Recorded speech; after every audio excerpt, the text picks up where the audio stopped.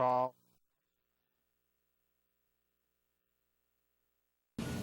As well as the other accessories that come with the machine, you will get a roll of binding tape so you can practice. After you've put your binding tape in, always start with your needle bar up, and with a little pressure in most cases, the feed roller will pick up, depending on the type of carpet. If not, run your needle bar around until it's high again, put it underneath, and it will start. Never force the machine, and if you note, you have to keep your carpet into the folder.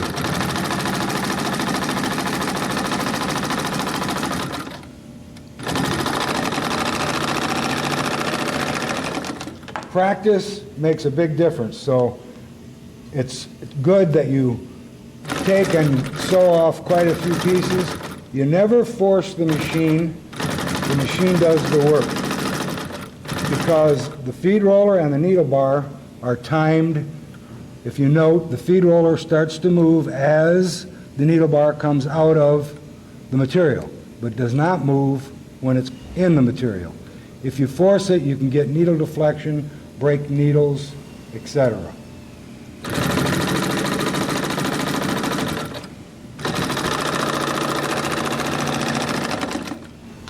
The 155, which is a double pole machine,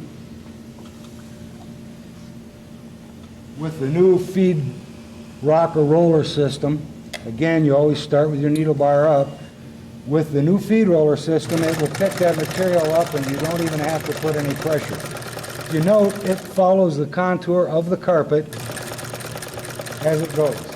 Again, you've got a speed control on this machine so that when you get into heavier carpets, you can slow it down so you don't burn your thread off. Believe it or not, that needle gets hot enough in some materials to burn the thread right off. So you slow it down. It will also feed material where on the 126 you have to pull it. The difference in the feed roller. You may find as you start doing binding that you're going to have differences in carpets, like this 90 ounce versus this just commercial 30 ounce. You get a material that is this thick, you're not going to be able to put it through the standard 7/8 folder without running into problems. So it's essential that you either bevel the carpet or get a Berber 1¼ inch folder. It's very simple with a hand beveler.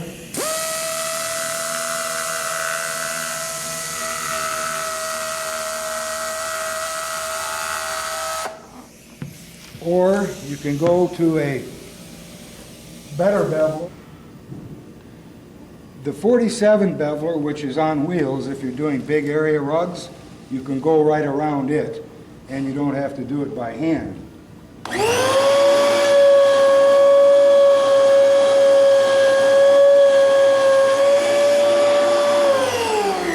Same effect, a little bit faster. This is also adjustable so you can cut different angles. Note this is not beveled on this side. Pretty difficult to get into the mouth of that 7/8 folder. If you take the beveled edge, as you can see, starting with your needle bar up, goes through very smoothly without putting any pressure at all on the needle bar feed roller system.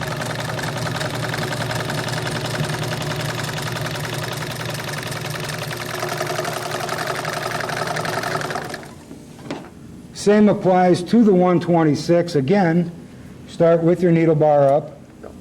This may or may not start to feed without lifting the roller. It did in that case. And part of the reason is that we've got it beveled so it's not hanging in the folder.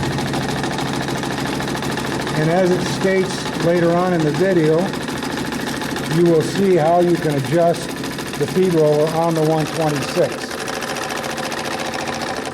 If you need to adjust the pressure on the feed roller on the 155, there's two set screws, one here and one in the back.